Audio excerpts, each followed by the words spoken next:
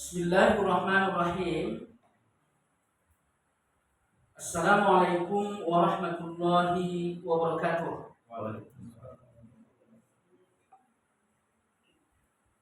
Alhamdulillahi rabbil alamin. Alladzi bi ni'matihi tatimmus shalihat. Asyhadu an la ilaha illallah wahdahu la syarika lah. Wa asyhadu anna Muhammadan abduhu wa rasuluhu la nabiyya ba'dah. Qala Allah tabaraka wa ta'ala fi kitabil karim, a'udzu billahi minasy syaithanir rajim. Ya ayyuhalladzina amanu taqullaha haqqa tuqatih wa la tamutunna illa wa antum muslimun. Jamaah sekalian, bapak-bapak dan ibu-ibu, semoga saja Allah Subhanahu wa ta'ala senantiasa merahmati kita semua, amin. Allahumma amin. Materi kajian yang akan kita lanjutkan pada kesempatan ini adalah kajian tafsir. Dan pada pertemuan sebelumnya kita telah membicarakan ayat yang ke-75 dari surat Al-Baqarah. Maka dengan demikian, untuk kesempatan yang sangat mulia ini, insya Allah kita akan membicarakan ayat ke-76 berikut ayat ke-77. Nah, jamaah sekalian, seperti disampaikan pada pertemuan sebelumnya, bahwa salah satu keburukan yang dilakukan oleh orang-orang Yahudi, bahwa mereka melakukan tahrif, perubahan terhadap kitab yang diturunkan kepada mereka, yaitu kitab Taurat. Dan salah satu bentuk tahrif atau perubahan yang mereka lakukan terhadap kitab Taurat tersebut, seperti dijelaskan pada pertemuan sebelumnya, sesuai dengan apa yang disampaikan di dalam tafsir Al-Wasit, mereka melakukan al-kitman, yaitu menyembunyikan kebenaran yang terkandung di dalam kitab mereka. Nah, jamaah sekalian, di ayat ke-76 ini Allah Subhanahu wa ta'ala memberikan contoh atas al-kitman, atas kebenaran yang mereka sembunyikan dari kitab mereka.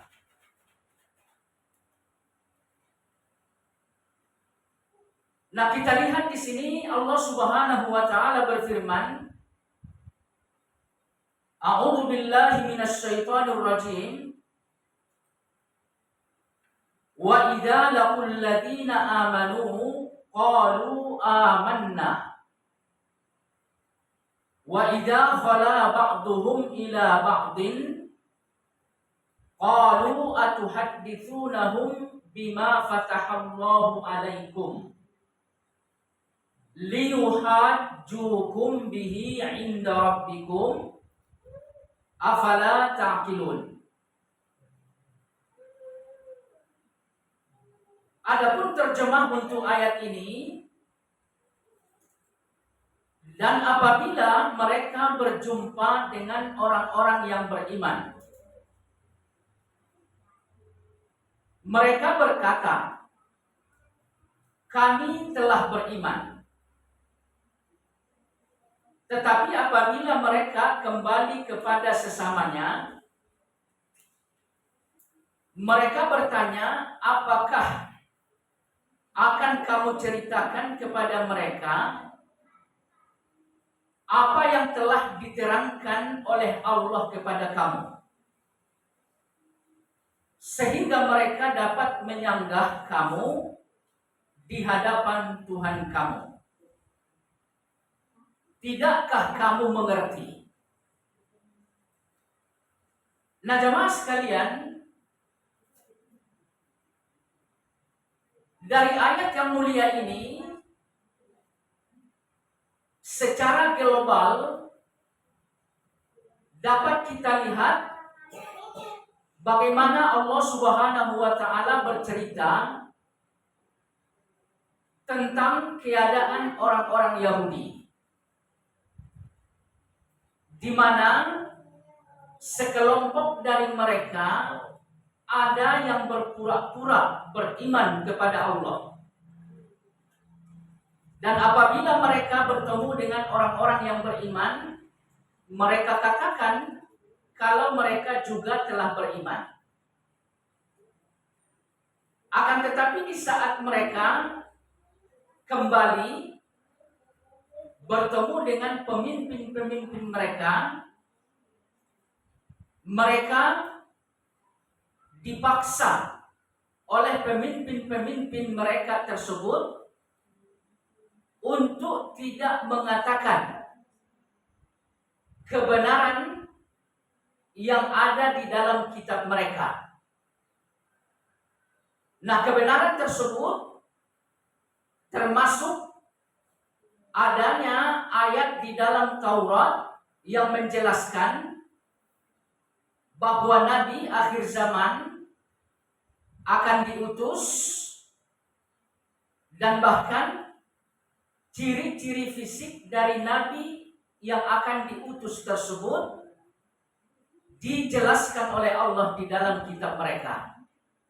Nah, ini yang mesti mereka tutupin, tidak boleh dikasih tahu kepada orang-orang yang beriman terhadap Nabi kita Muhammad Sallallahu Alaihi Wasallam. Nah, jemaah sekalian, di bagian awal ayat yang mulia ini kita lihat Allah Subhanahu wa taala mengatakan, wa idza laqu, apabila mereka bertemu. Nah, mereka yang dimaksud di sini Pak ya adalah satu kelompok dari orang Yahudi, nafarun minal Yahud, di mana mereka mengaku sebagai seseorang yang telah beriman. Akan tetapi pengakuan itu hanya sebatas ketika bertemu dengan orang-orang Arab yang telah beriman kepada Allah dan Rasul-Nya. Nah, di saat mereka kembali kepada kaum mereka, ternyata mereka tidaklah beriman kepada Allah. Ternyata mereka tidaklah beriman kepada Rasulullah Muhammad Sallallahu Alaihi Wasallam. Dengan demikian, orang-orang yang bertemu dengan orang-orang beriman di sini disepakati oleh ulama-ulama tafsir bahwa mereka adalah orang munafik dari kalangan Yahudi. Jadi kita ketahui di kota Madinah ya Pak ya, Nabi Shallallahu Alaihi Wasallam berhadapan dengan dua kelompok yang sebelumnya tidak ada di kota Mekah.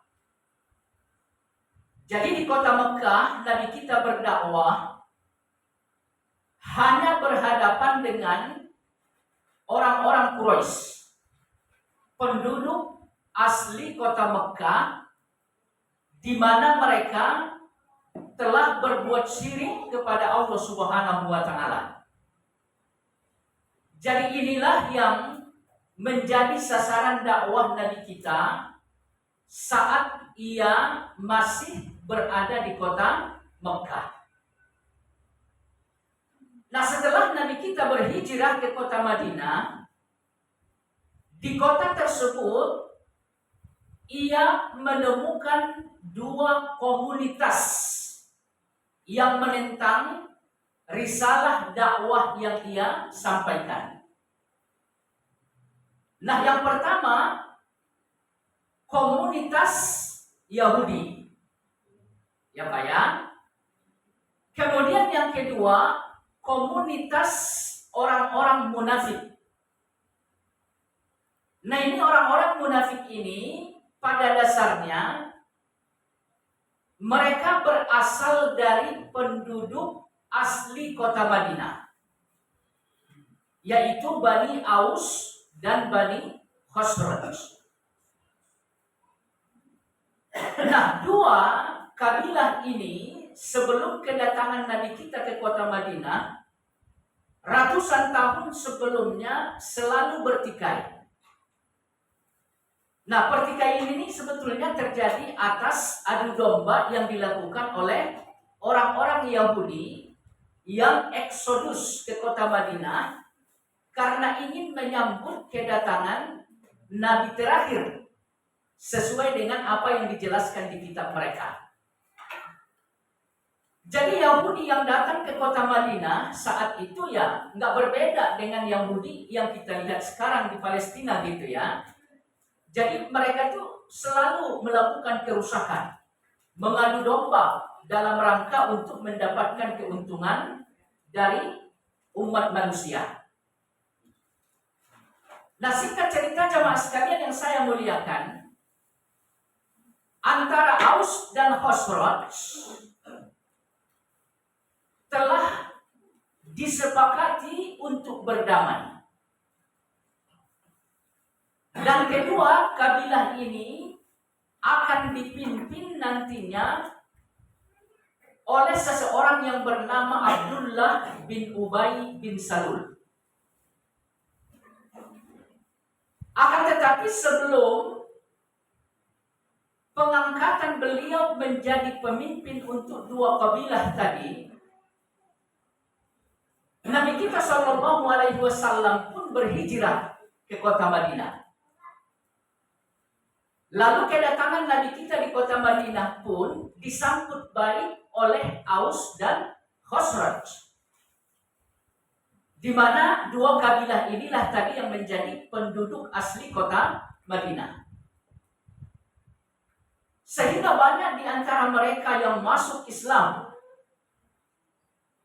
dan orang-orang yang beriman dari dua kabilah inilah yang kita kenal dengan sebutan kaum Ansor. Ya Pak ya. Jadi orang yang beriman dari kalangan suku Aus dan suku Khosraj, di mana mereka menyambut Nabi kita SAW saat tiba di kota mereka dengan sambutan yang hangat, inilah yang disebut dengan kaum Ansor.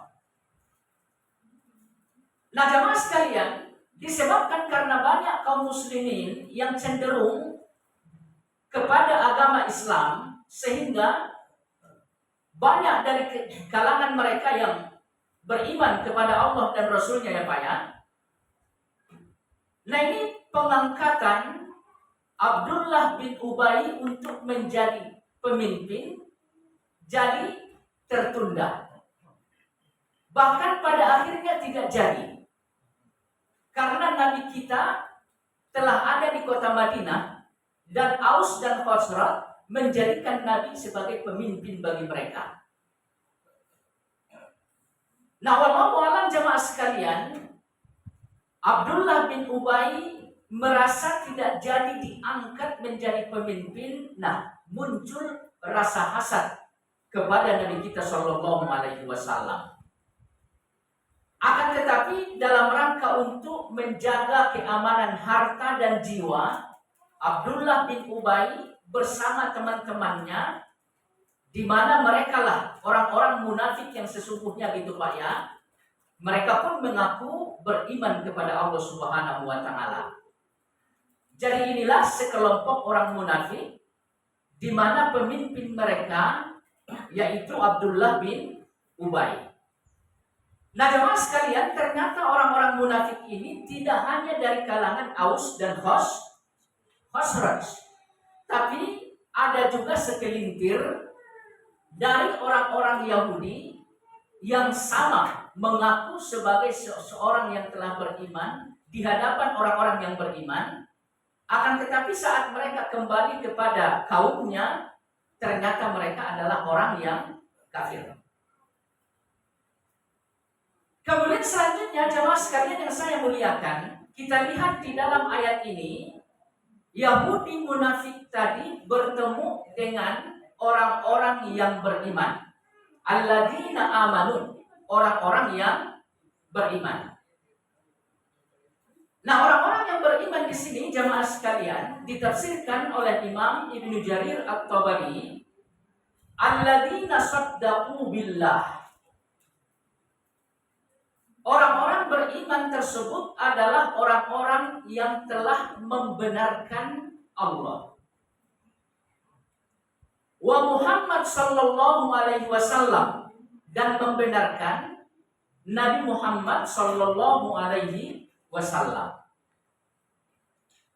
Kemudian wa bima jaa bihi min indillah, dan membenarkan kitab yang dibawa oleh Muhammad sebagai wahyu yang datang dari Allah Subhanahu wa taala. Nah, apa yang mesti kita pahami dari penafsiran yang disampaikan oleh Imam Ibnu Jarir At-Tabari di sini? Yang mesti kita pahami bahwa orang beriman mesti menjalankan keimanannya dengan as-sidiq. Seperti kita ketahui bahwa ikrar keimanan yaitu mengucapkan la ilaha illallah. Nah, kalimat la ilaha illallah, kata Nabi kita Shallallahu Alaihi Wasallam, seperti dijelaskan oleh sahabat-sahabat yang mulia, memiliki kunci-kunci gitu Pak. Dan kunci la ilaha illallah itu ada geriginya. Ya. Jadi dapat kita perhatikan sebuah kunci gitu Pak ya. Nah, itu pasti ada gigit-gigitnya, ada gerigitnya gitu Pak ya. Dan kunci yang satu dengan kunci yang lain, gerigitnya tuh pasti beda. Ya, katakan misalkan kunci motor gitu Pak ya, biar mereknya sama, tahun pembuatannya sama, jenisnya sama gitu Pak. Tapi bicara soal kuncinya beda. Gerigi untuk kunci dua motor yang boleh dibilang sama tadi ya, dari sisi jenis pembuatan merek gitu ya, tapi kalau kuncinya itu pasti berbeda. Nah, inilah ilaha illallah. Ini ada kuncinya, dan gigi-gigi dari kunci itu termasuk rukun dan syarat-syarat. Ya Pak ya. Jadi la ilaha illallah itu kunci gitu ya. Kita ketahui la ilaha illallah kunci untuk apa Pak? Untuk masuk Islam. Itu yang pertama ya, untuk masuk Islam di muka bumi ini. Kemudian nanti di akhirat kunci untuk membuka surga. Nah, ini ada jerijinya gitu Pak ya. Nah, ini gerigi ini apa maksudnya? Ya, ada rukunnya, ada syaratnya. Nah, jemaah sekalian yang saya muliakan, Salah satu dari syarat-syarat yang mesti terkandung di dalam la ilaha illallah adalah as-sidiq. Kita harus betul-betul membenarkan keesaan Allah Subhanahu wa taala dan membenarkan Nabi Shallallahu alaihi wasallam sebagai rasul, dan membenarkan apa saja yang terdapat di dalam kitab yang diturunkan kepada Rasul Muhammad Shallallahu alaihi wasallam. Kemudian kita mesti jujur. Jadi as-sidiq ini juga bisa diartikan dengan jujur ya Pak ya. Terhadap keimanan kepada Allah. Terhadap keimanan kepada Nabi kita Muhammad Shallallahu alaihi wasallam. Terhadap keimanan atas apa yang ada di dalam kitab Al-Quran. Jadi kita mesti membenarkan.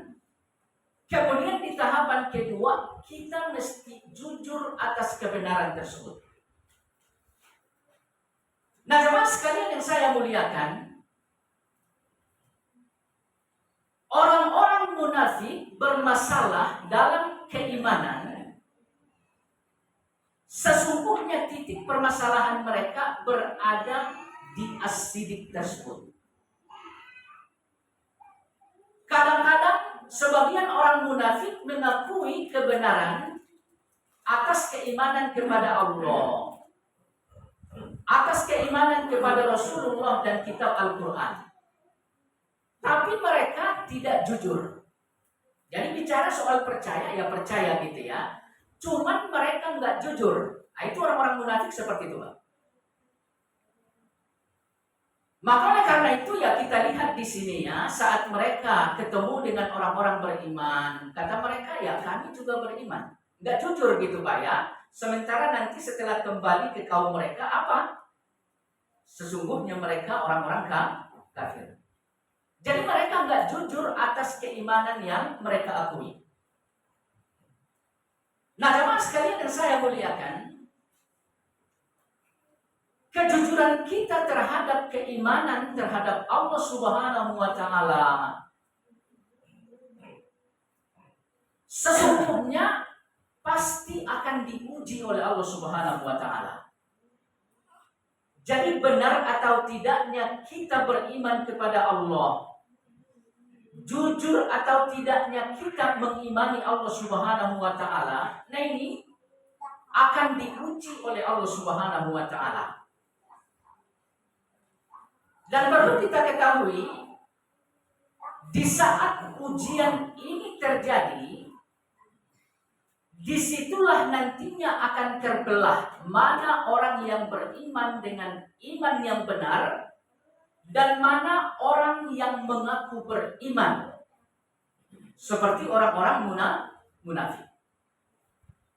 Makanya Allah Subhanahu wa taala mengatakan ahasiban nas, seseorang tidak bisa mengatakan mengira gitu Pak ya, bahwa ia akan dibiarkan oleh Allah untuk mengatakan amanna, kami telah beriman kepada Allah, wa hum la yuftanun, sementara mereka belum diuji.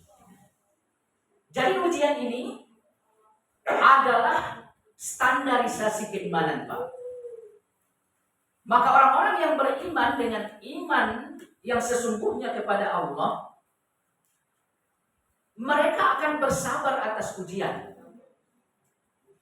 Akan tetapi kalau misalkan seseorang beriman hanya pengakuan aja gitu ya, seseorang beriman tidak dibarengi dengan kejujuran atau orang-orang munafik, di saat mereka mendapatkan ujian, justru mereka akan menjauh dari Allah Subhanahu wa taala. Jadi jamaah sekalian yang saya muliakan,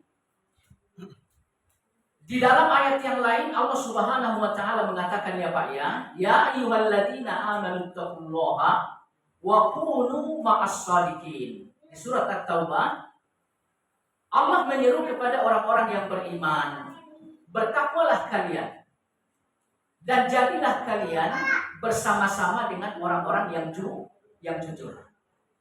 Artinya apa? Keimanan kita mesti dibuktikan dengan kejujuran atas apa yang kita imani. Kita beriman kepada Allah, mesti jujur atas keimanan tersebut dan mesti dibuktikan tangguh, bersabar saat mendapatkan ujian dari Allah Subhanahu wa taala. Kemudian selanjutnya jemaah sekalian yang saya muliakan, kejujuran kita terhadap keimanan kepada Rasul Muhammad SAW pun ya mesti dibuktikan, Pak. Artinya apapun sunnah yang telah disampaikan oleh Nabi kita, ini betul-betul kita upayakan untuk dijalankan. Jadi jangan sampai dalam pelaksanaan ibadah sehari-hari kita melakukan sesuatu yang bertentangan dengan sunnah tersebut. Nah, hal yang bertentangan dengan sunnah adalah persoalan bid'ah. Jadi kalau kita masih saja melakukan urusan-urusan bid'ah, berarti kita nggak jujur terhadap sunnah yang telah dijelaskan dan disampaikan oleh Nabi kita Shallallahu Alaihi Wasallam. Kemudian terhadap ayat Al-Quran, kita juga mesti jujur. Kita percaya, beriman, dan kita mesti jujur terhadap kandungan-kandungan yang ada dalam ayat tersebut. Ayat berbicara tentang perintah, kita harus jujur terhadap perintah tersebut dengan cara mengamalkannya apa adanya. Kemudian ayat berbicara tentang larangan, kita harus jujur terhadap larangan tersebut. Kita hindari dan betul-betul kita jaga gitu ya. Jadi wallahu a'lam, jujur ini merupakan persoalan yang sangat pokok ya. Sehingga hal ini menjadi salah satu syarat untuk la ilaha illallah. Kenapa hal ini merupakan sesuatu yang pokok? Karena di kejujuran inilah akan terbelah antara orang beriman dengan keimanan yang baik dengan orang yang pura-pura beriman alias orang-orang munafik. Kemudian selanjutnya, jamaah sekalian yang saya muliakan, seperti kita ketahui bahwa sahabat Ka'ab bin Malik, ya Pak ya, sahabat Ka'ab bin Malik pernah tidak ikut berjuang berjihad di jalan Allah, yaitu pada peperangan Tabuk. Dan perlu kita ketahui salah satu ciri orang-orang munafik di sini nih Pak. Artinya saat mereka diuji nggak kuat sama ujian gitu Pak. Nah, ujian terbesar keimanan yaitu mereka diperintahkan oleh Allah untuk berjihad di jalan Allah. Nah, itu ujian terbesar keimanan Pak. Karena kita ketahui apabila jihad sedang terjadi, bisa-bisa jiwa akan korban. Paling tidak harta ikut korban gitu ya. Jadi wallahu a'lam, harta akan korban, jiwa bisa-bisa korban. Nah, ini nih sangat ditakuti sama orang-orang munafik Pak. Karena memang orang munafik itu tujuan hidupnya dunia. Harta ya dunia gitu ya. Jiwa mereka adalah dunia gitu Pak. Nah, ini selalu diperjuangkan, dipertahankan, jangan sampai berkurang. Maka di saat jihad diperintahkan oleh Allah, dua hal ini mesti dikorbankan. Nah, mereka nggak mau tuh.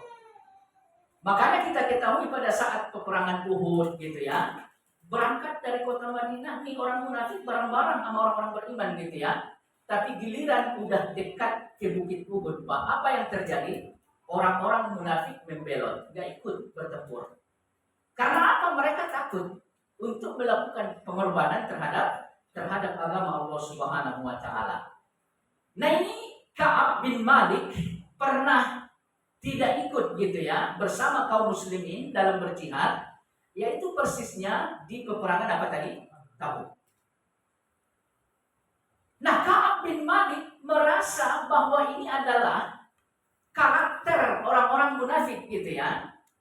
Sehingga apa yang dia katakan, innama anjani as-sidik. Nah, ini yang disampaikan oleh Ka'ab bin Malik. Sesungguhnya yang membebaskan aku dari sifat-sifat kemunafikan adalah as-sidik, jujur. Nah, jemaah sekalian yang saya muliakan, jadi ini keterangan yang disampaikan oleh Imam At-Tabari ya Pak ya, terkait orang-orang yang beriman, di mana munafik dari kalangan Yahudi bertemu dengan mereka. Jadi mereka orang-orang yang beriman kepada Allah dan jujur terhadap keimanan tersebut. Baik. Kemudian selanjutnya kita lihat di dalam ayat apa yang ditegaskan oleh orang-orang munafik dari kalangan Yahudi tadi. Kata mereka, amanna, kami juga telah beriman. Jadi mereka mengatakan bahwa mereka telah beriman. Apa yang dimaksud dari pernyataan mereka tersebut? Kami telah beriman. Nah, di sini dijelaskan seperti di dalam tafsir Ibnu Katsir ya Pak ya, dijelaskan anna sahibakum Rasulullah, bahwa teman kalian Muhammad adalah Rasul Allah. Anna sahibakum Rasulullah. Jadi mereka beriman, percaya kalau Muhammad adalah Rasul Allah. Akan tetapi walakinnahu ilaikum khossah. Tapi Muhammad, kami yakini seorang Rasul dari Allah, hanya khusus bagi kalian bangsa Arab. Nah, ini maksudnya Pak. Jadi mereka beriman kepada Muhammad sebagai seorang Rasul. Cuma mereka katakan khusus hanya bagi bangsa Arab. Jadi bangsa mereka, bangsa Yahudi, bangsa Bani Israel ya. Nah, jadi bangsanya Bani Israel ya Pak ya, Yahudi itu nama agamanya. Jadi bangsa mereka ya Bani Israel enggak. Jadi Muhammad itu diutus hanya untuk orang Arab aja. Sementara kita ketahui, jamaah sekalian yang saya muliakan, bahwa Muhammad SAW ya diutus oleh Allah kepada seluruh manusia. Dan ini dijelaskan di dalam kitab mereka. Jadi Muhammad yang akan datang nantinya sebagai Rasul yang terakhir bukan untuk kalangan tertentu. Beliau seorang Rasul untuk seluruh umat manusia, termasuk Bani Israel. Nah, ini jelas di dalam kitab mereka. Akan tetapi saat ketemu dengan orang yang telah beriman kepada Rasulullah dari kalangan orang Arab tadi ya, mereka katakan ya Muhammad itu hanya Rasul Allah untuk kalian saja, gitu. Jadi Nabi kita SAW Rasul yang diutus oleh Allah kepada seluruh umat manusia. Bahkan tidak hanya kepada umat manusia, Muhammad juga sebagai Rasul untuk bangsa jin. Ya, makanya di surat Al-Jin, ya Allah bercerita ada sekelompok jin yang datang kepada Nabi untuk mendengarkan ayat-ayat Allah Subhanahu wa Ta'ala. Jadi Nabi nggak hanya sebatas utusan untuk manusia aja Pak. Ama jin juga Nabi adalah seorang Rasul atau utusan. Nah, ini yang ditegaskan oleh Allah Subhanahu wa Ta'ala di surat Al-A'raf. Allah mengatakan, "Qul wahai Muhammad, katakan, ya ayyuhan nas, wahai sekalian manusia, inni Rasulullah ilaikum jami'a." Sesungguhnya aku adalah Rasul, utusan Allah kepada kalian semua. Jadi tidak ada pengecualian. Di dalam ayat ini jelas Pak ya. Yang pertama, Nabi disuruh untuk menyeru kepada an-nas, seluruh manusia. Nah, ini udah mencakup semuanya Pak. Ya, tidak satu pun yang dikecualikan gitu ya. Kemudian di bagian akhir ayat yang tadi kita sampaikan, Allah tutup dengan jami'ah, seluruhnya. Jadi ada dua yang mengatakan keumuman dalam ayat ini gitu ya. Nah, jamaah sekalian yang saya muliakan, jadi keliru sekali apa yang dikatakan oleh orang-orang Bani Israel atau Yahudi ya, bahwa mereka beriman kepada Muhammad tapi hanya sebatas Rasul yang diutus kepada bangsa Arab, tidak untuk mereka. Kekeliruan mereka yang pertama, Nabi Muhammad diutus juga sama mereka sesuai dengan apa yang ada di dalam kitab mereka. Nah, ini diingkari. Kemudian di ayat yang kita sampaikan tadi, Allah menegaskan bahwa Muhammad itu diutus kepada seluruh umat manusia, bahkan kepada jin. Nah, jemaah sekalian, di zaman sekarang dan di negeri kita gitu Pak ya, keadaan semacam ini juga terjadi. Artinya ada sekelompok manusia di negara kita ya, mereka mengatakan apa? Ya Islam itu untuk Arab aja gitu. Bahkan ya syariat Islam kata mereka ya adat istiadat yang diambil dari Arab. Katakan misalkan jilbab, kata mereka adat istiadat orang Arab yang dijadikan sebagai syariat. Jadi jilbab itu cocoknya hanya bagi orang Arab kata mereka. Sesuai dengan apa? Adat istiadat mereka gitu ya. Terus bahasa Arab juga nggak perlu dikembangkan di negara kita. Ini kata mereka gitu ya. Jadi mereka gerah. Kata mereka apa? Banyak yang menggunakan istilah bahasa Arab sekarang. Ana, antum. Itu nggak perlu begitu. Gitu ya. Jadi orang Indonesia ya bahasa Indonesia gitu. Jadi jamaah sekalian yang saya muliakan, pola pikir kayak ini sama dengan orang Yahudi. Jadi nggak boleh diikutin, nggak boleh dicontoh. Baik. Kemudian selanjutnya jamaah sekalian di dalam ayat ini kita lihat wa idza khala ba'dhum, apabila sebagian mereka telah kembali. Nah, sebagian di sini maksudnya seperti yang di awal tadi Pak ya. Sekelompok Yahudi yang termasuk dari orang munafik. Nah, apabila mereka ini kembali gitu Pak, ya, apa kata mereka? Apabila mereka telah kembali kepada kaumnya gitu ya, maksudnya pemuka agama mereka. Nah, di sini jamaah sekalian yang saya muliakan, Imam Ibnu Katsir menafsirkan ya, sekelompok Yahudi munafik tadi dijelaskan oleh Imam Ibnu Katsir di dalam ayat yang lain, wa qalat ta'ifatun min ahli kitab. Sebagian kelompok dari ahli kitab, maksudnya di sini orang Yahudi Pak ya, aminu billadzi unzila 'alal ladzina amanu. Berimanlah kalian terhadap apa yang telah diturunkan bagi orang-orang yang beriman. Nah, beriman di sini maksudnya pura-pura Pak. Jadi pemuka agama Yahudi mengatakan kepada umatnya gitu ya, kepada kalangan Yahudi yang lain, kalian berpura-puralah beriman atas apa yang telah diimani orang-orang yang beriman. Maksudnya yang beriman kepada Nabi kita Shallallahu Alaihi Wasallam dan selanjutnya ya. Kemudian di sini dijelaskan oleh Allah Subhanahu wa taala, wajahan nahar. Di saat pagi hari kalian datang kepada mereka. Bisa dipahami enggak, Pak? Jadi orang-orang Yahudi itu, Pak, sengaja datang ke kota Madinah, bertemu dengan orang-orang beriman di waktu pagi. Nah, mereka mengatakan kami beriman sama dengan kalian. Ini pura-pura. Nah, ini disuruh sama pemuka agama mereka. Nah, apa yang mereka lakukan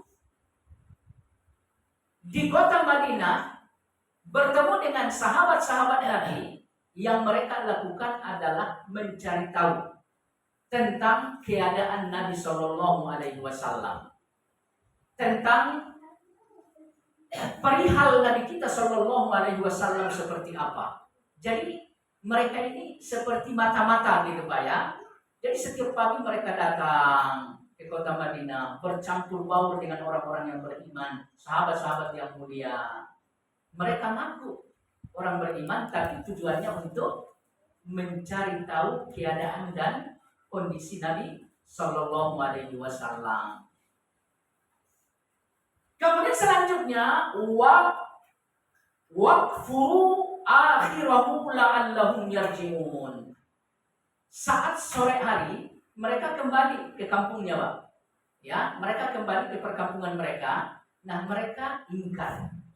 Jadi pagi beriman, sore ingkar. Nah, ini orang-orang Yahudi munafik tadi. Ya, baik. Kemudian selanjutnya jemaah sekalian yang saya muliakan, Nabi Shallallahu Alaihi Wasallam juga mewanti-wanti kita, Pak, ya. Kata Nabi, di akhir zaman akan ada orang yang paginya beriman lalu malamnya ingkar, atau sebaliknya malamnya beriman lalu paginya ingkar. Nah, ini mesti hati-hati nih. Ini sifat orang Yahudi, Pak. Ya, sifat orang Yahudi. Baik. Kemudian selanjutnya jemaah sekalian yang saya muliakan, di dalam ayat kita lihat setelah mereka kembali ke pemimpin-pemimpin mereka, ya Pak, ya. Nah, pemimpin mereka bertanya, qalu atuhadditsunahum bima fatahallahu alaikum. Pemimpin-pemimpin mereka bertanya, apakah kalian menceritakan, ya? Apakah kalian menceritakan bima fatahallahu alaikum, atas apa fatahah yang telah dibukakan oleh Allah atas kalian. Nah, fatahah di sini, Pak, ditafsirkan oleh ulama-ulama kita seperti Imam Ibnu Katsir dan juga Ibnu Jarir At-Tabariyah. Mereka menafsirkan dengan pendapat yang sama terkait fatahah. Apa yang dimaksud dengan fatahah? Yang dimaksud dengan fatahah di sini al-hukmu, hukum-hukum yang telah ditetapkan oleh Allah terhadap Bani Israel atau orang Yahudi. Jadi hukum-hukum ini dilarang oleh pemuka Yahudi untuk diceritakan kepada siapa tadi, Pak? Kepada orang-orang yang beriman, kepada sahabat-sahabat Nabi kita. Nah, apa hukum-hukum yang ditetapkan oleh Allah kepada orang Yahudi? Sebagai contoh ya Pak ya, al-mitsaq. Di dalam Taurat mereka terikat perjanjian dengan siapa, Pak? Dengan Allah Subhanahu wa taala. Apa contohnya? Ya, beriman kepada Nabi Muhammad sallallahu alaihi wasallam nantinya apabila telah diutus. Nah, ini bagian dari hukum yang ada di dalam Taurat. Orang-orang Yahudi terikat janji dengan Allah atas keimanan kepada Nabi kita sallallahu alaihi wasallam. Kemudian selanjutnya apa? Janji yang diikat sama orang Yahudi dengan Allah Subhanahu wa taala di dalam Taurat, ya, dapat kita lihat di surat Al-Baqarah. Allah Subhanahu wa taala berfirman, ya Pak ya, wa id akhadna mitsaqa bani Israil la ta'buduna illallah. Di saat kami mengambil janji, ikatan janji dengan Bani Israel, kata Allah, yang pertama, la ta'buduna illallah. Kalian tidak boleh menyembah kecuali kepada Allah. Ini hukum yang ditetapkan oleh Allah di dalam Taurat. Ya Pak ya. Kemudian selanjutnya wabil walidaini ihsana. Mereka mesti berbuat baik terhadap kedua orang tua. Nah, ini ditutupin nih, nggak boleh diceritakan sama sahabat-sahabat Nabi gitu ya. Kemudian selanjutnya wadil qurba, berbuat baik kepada kaum kerabat. Wal yatama, dan kepada orang-orang yatim. Wal masakin, berbuat baik kepada orang-orang miskin. Wa qulu lin-nasi husna. Allah mengatakan kalian juga harus berkata yang baik kepada manusia. Ya Pak ya. Nah, ini berkata yang baik ini nih, mereka ingkari. Berkata yang baik adalah mengucapkan kebenaran. Nah, ini mereka bagaimana tadi Pak? Di mulut mereka mengaku beriman, tapi di hati mereka sesungguhnya ingkar. Ya, sesungguhnya ingkar. Nah ini mereka langgar nih hukum yang ditetapkan oleh Allah Subhanahu wa taala. Dalam hal ini mengatakan yang baik kepada manusia. Wa aqimus shalah, dan dirikanlah salat. Ya. Wa atuz zakat, dan keluarkanlah zakat. Allah menegaskan tsumma tawallaitum illa qalilan minhum. Tidak tersisa dari mereka yang konsisten terhadap ikatan janji tersebut kecuali hanya sedikit saja. Nah ini yang dimaksud dengan fatahah di dalam ayat tadi, Pak. Jadi makna yang pertama, fatahah artinya al-hukm, ketentuan atau janji yang diikat oleh Allah dengan orang-orang Yahudi di dalam Taurat. Baik. Kemudian makna yang kedua jamaah sekalian, seperti ditegaskan oleh Imam Ibnu Katsir dan Imam Ibnu Jarir, al-qadha. Di dalam perjalanan orang-orang Yahudi dahulunya gitu Pak ya, itu banyak terjadi ketentuan-ketentuan dari Allah yang notabene-nya sesuatu hal yang tidak baik. Nah, sebagai contoh misalkan seperti dikatakan oleh Imam Ibnu Jarir bahwa Allah Subhanahu wa taala mengutuk mereka menjadi seekor monyet. Ya. Kemudian Allah juga pernah mengutuk mereka menjadi seekor babi. Jadi banyak hal-hal negatif yang terjadi dalam perjalanan hidup Bani Israel atau Yahudi dahulunya gitu Pak.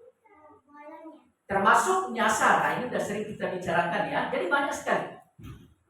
Nah, jadi ini makna yang kedua untuk apa fatahah di dalam ayat ini, yaitu diartikan dengan al-qadha, sesuatu yang terjadi dalam sejarah Yahudi di mana hal itu hal-hal yang tidak baik atau hal-hal negatif. Jadi ini semuanya dilarang sama pemuka Yahudi yang ada di kota Madinah untuk diceritakan kepada siapa? Kepada sahabat-sahabat Nabi kita Sallallahu Alaihi Wasallam. Jadi mereka datang ke kota Madinah pura-pura beriman, cukup mencari tahu apa Pak? Keberadaan Nabi kita Sallallahu Alaihi Wasallam. Gak boleh cerita sedikit pun tentang apa yang ada di dalam kitab mereka yaitu Taurat. Kemudian selanjutnya jemaah sekalian yang saya muliakan, di dalam ayat kita lihat Allah Subhanahu wa taala mengatakan liuhajjukum. Kalau yang tadi kalian ceritakan, niscaya hal itu akan menjadi hujjah bagi mereka sehingga kalian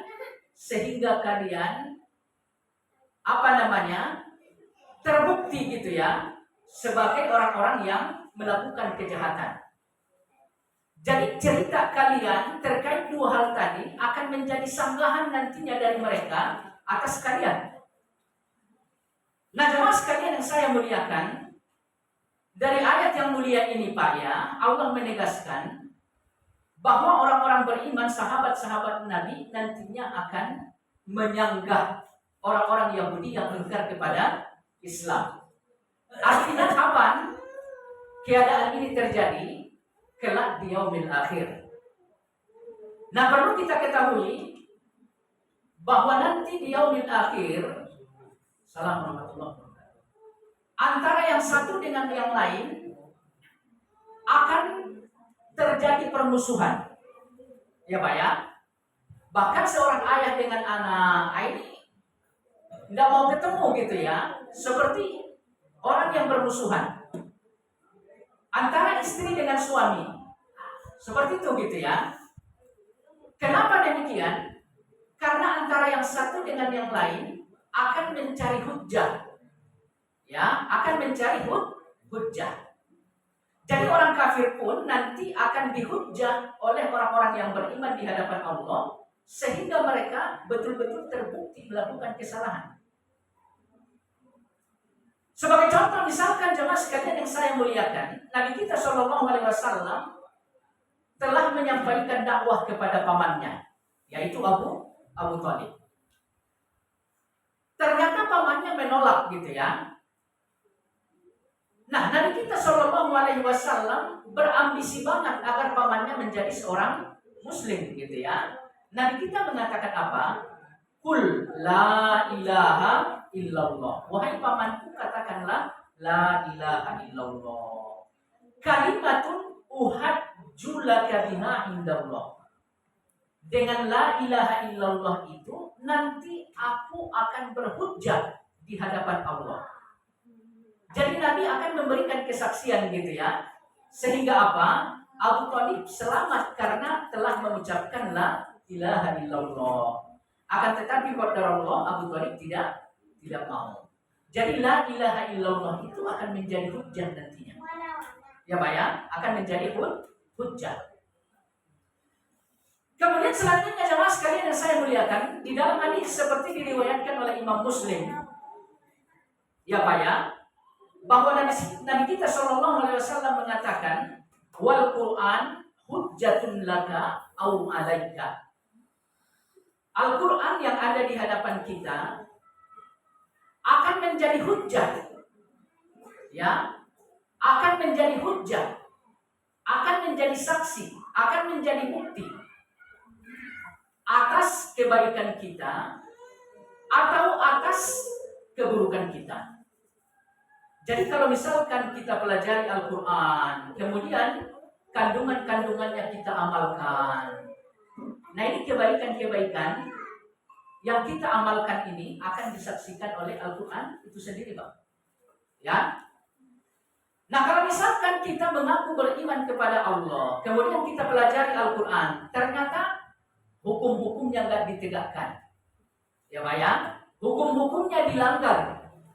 Nah ini Al-Quran ini akan menjadi hujjah atas keburukan dan kejahatan yang kita lakukan. Kemudian selanjutnya di dalam Al-Quran juga Allah Subhanahu wa taala mengatakan ya, fa kaifa idza ji'na min kulli ummatin bisyahid. Kata Allah Subhanahu wa taala, setiap nabi yang diutus kepada umat manusia, ia akan didatangkan sebagai hujjah, sebagai saksi atas kaumnya. Kemudian wajibna bika ala haula'i syahida. Engkau pun Muhammad nanti pada saat perhitungan amal akan kami datangkan untuk menjadi saksi apa? Saksi perbuatan yang dilakukan oleh umatmu. Makanya kita ketahui bahwa persoalan yang pertama kali dihisab adalah sholat. Jadi sholat kebaikan atau bukan Pak? Kebaikan.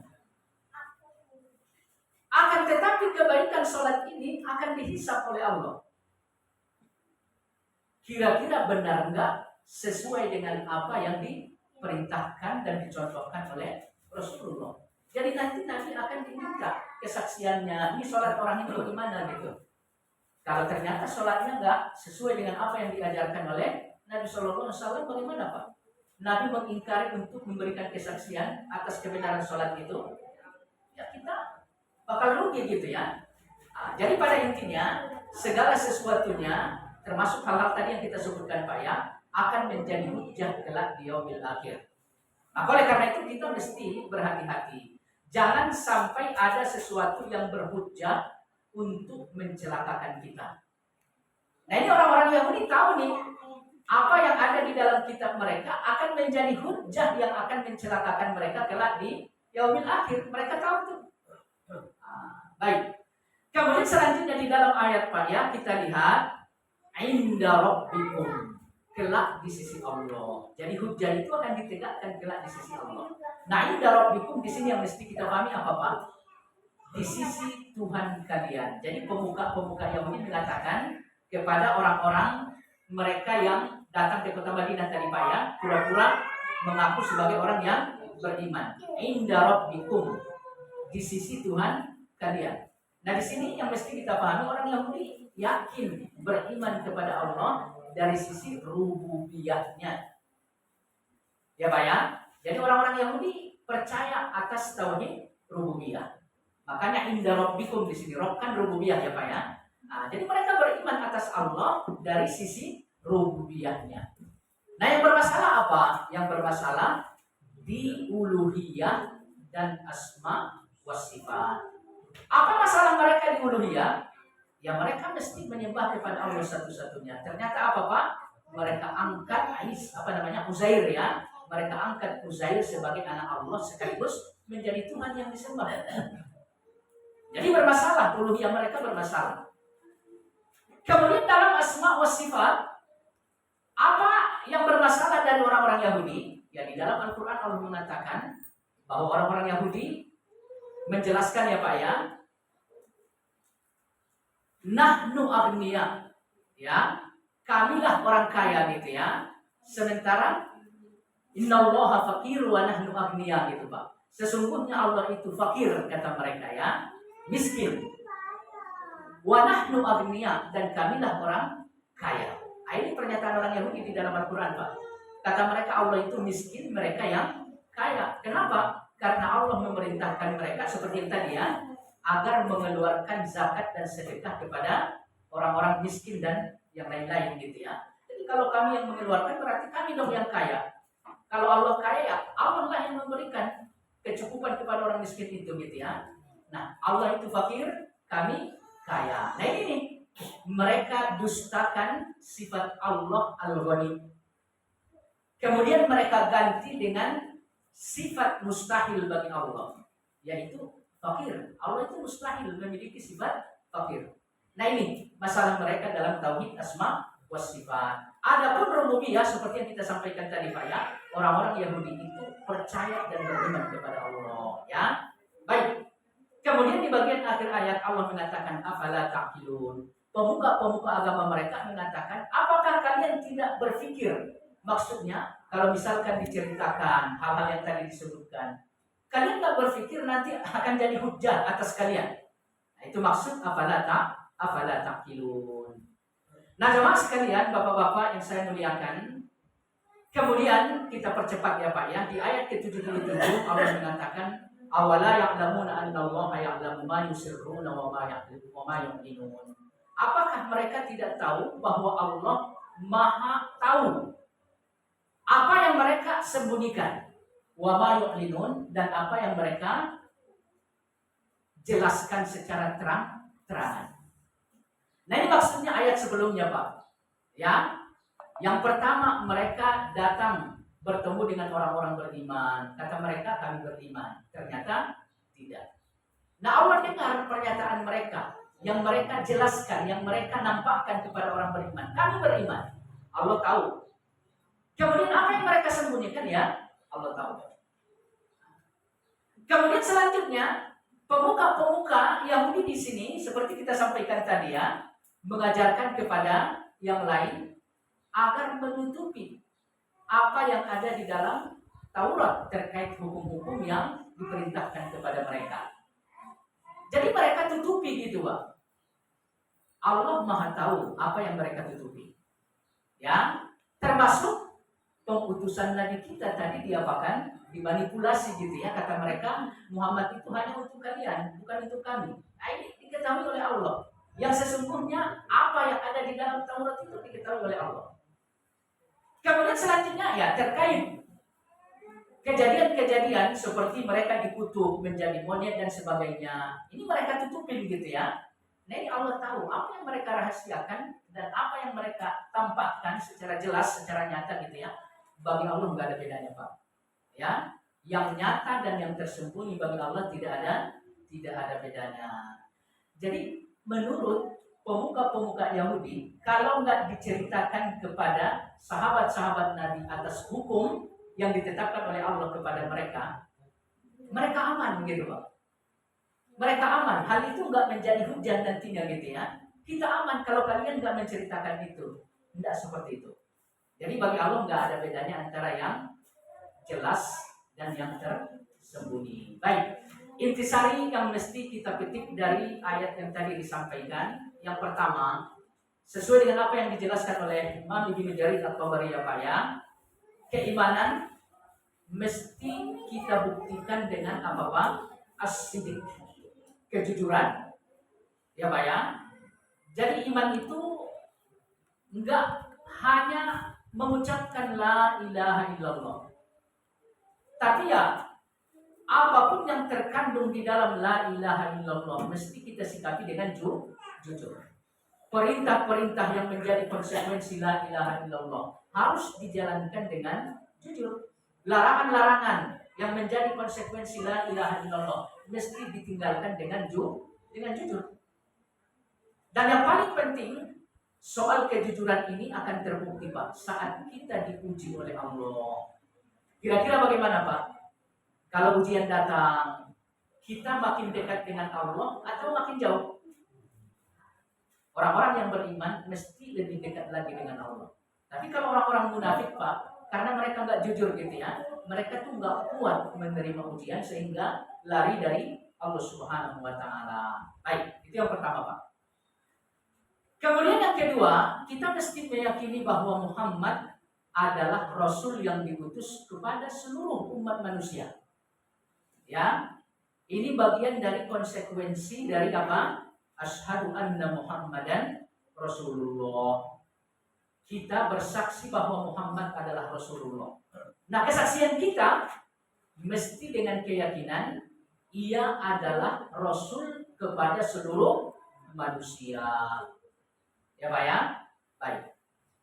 Kemudian selanjutnya yang mesti kita ambil sebagai intisari di sini, ya bahwa di akhirat nanti segala sesuatunya akan menjadi hujjah untuk kita atau atas kita. Nah, hujjah untuk kita maksudnya jika kita melakukan amal-amal kebaikan akan ada yang menyaksikan hal itu. Jika kita melakukan amal-amal keburukan, akan ada yang menyaksikan hal itu. Contoh kita sampaikan tadi seperti Al-Quran ya, akan menjadi saksi Pak. Rasul akan menjadi saksi.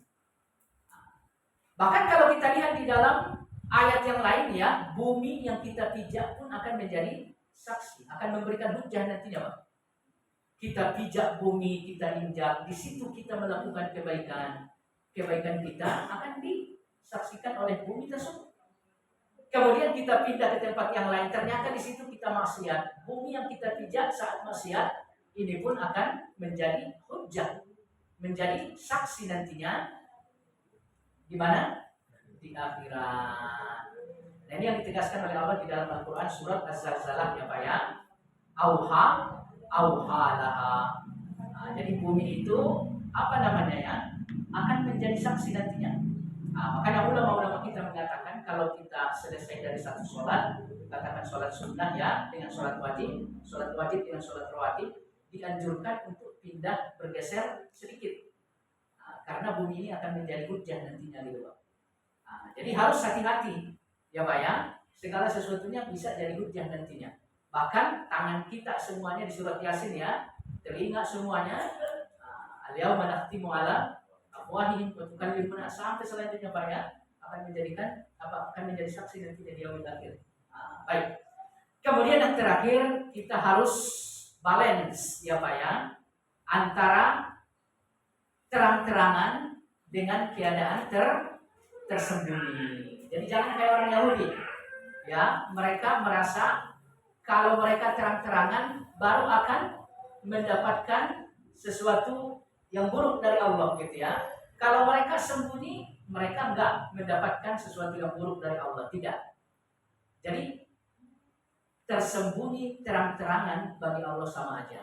Maka untuk itu kita sebagai orang yang beriman harus sama gitu ya, harus balance, harus matching di saat terang-terangan dan di saat diam-diam atau tersembunyi. Jadi jangan sampai keimanan kita hanya kuat pada saat kita bersama dengan orang lain. Giliran dari sendiri bagaimana Pak? Semaunya gitu ya, semaunya. Bahkan wallahu alam, orang-orang yang beriman justru lebih kencang melakukan amal soleh di saat apa? Di saat dia dalam keadaan sendiri. Beda dengan orang munafik. Orang munafik kencangnya saat bersama dengan orang lain. Ya, makanya orang-orang munafik kata Nabi nggak bisa datang pada saat sholat Isya dan subuh. Kenapa? gelap. Jadi nggak ada yang ngelihat mereka gitu ya. Nggak ada yang ngelihat mereka. Jadi wallahu alam ya, ini perbedaan kita dengan orang munafik berikutnya Pak. Kita mesti lebih lihat di saat-saat sendiri. Orang munafik justru lihat di saat mereka sedang ramai-ramai gitu ya. Nah ini yang bisa disampaikan pada kesempatan yang berbahagia ini, insya Allah bermanfaat. Ada pertanyaan Pak? Satu aja mungkin. Ya. Tadi orang Yahudi menyebutkan keterangan nyata dari isi Taurat pada sahabat. Kalau sebuah negara misalkan atau ada hukum di Al-Quran tidak bisa. Baik, Bismillahirrahmanirrahim. Kalau misalkan sebuah negara mengetahui ada hukum Al-Quran gitu ya, tapi tidak dijalankan, ya hukumnya seperti apa gitu kan? Jadi apabila dia seorang pemimpin dan pastinya punya kekuatan untuk menegakkan hukum tersebut, lalu tidak ditegakkan, maka dalam hal ini dia berdosa.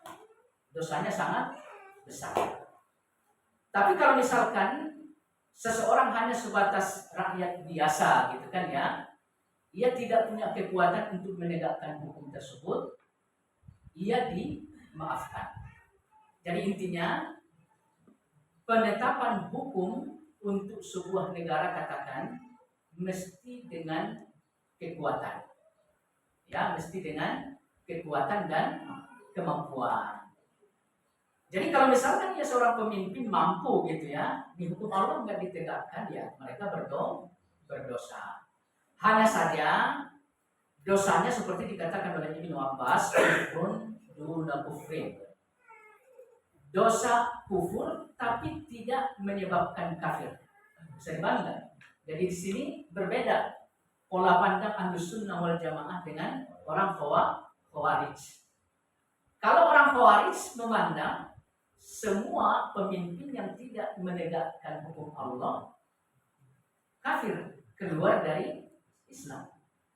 Kalau Ahlus Sunnah sesuai dengan pendapat Ibnu Abbas, kafir apa namanya? Kekafiran, kekufuran gitu ya, tapi tidak menyebabkan seseorang keluar dari Islam.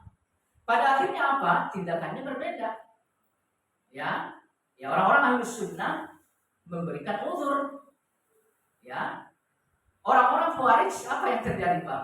Karena dianggap tauhid, dianggap kafir, pemimpin yang tidak menegakkan hukum Islam. Kita lihat yang terjadi di negara kita apa gitu ya. Jadi wallahu a'lam, konkretnya dosa besar tapi tidak mengeluarkan seseorang dari Islam, seperti itu. Dalilnya kalau misalkan diharapkan kalau dulu kan misalkan sahabat imannya kuat, kalau dijalankan ke sini kan ini nggak mungkin gitu. Ya sebetulnya persoalan nggak mungkin ya nggak juga, tergantung kekuatan yang tadi, kemampuan yang tadi. Kalau misalkan si pemimpin ini mampu, ya insya Allah bisa gitu ya. Cuman ya kembali ke fitnah, apa namanya, subuhatnya gitu ya. Jadi banyak pemimpin-pemimpin sebetulnya mereka ingin menegakkan hukum Islam gitu ya, tapi ragu ya. Karena apa? Ya di negara kita bermacam keadaan ada gitu ya, berbagai macam keadaan ada gitu ya. Jadi wallahu alam ya seperti itu kedudukan hukumnya ya, kedudukan hukum. Baik. Sampai di sini insyaallah bermanfaat. Assalamualaikum warahmatullahi wabarakatuh.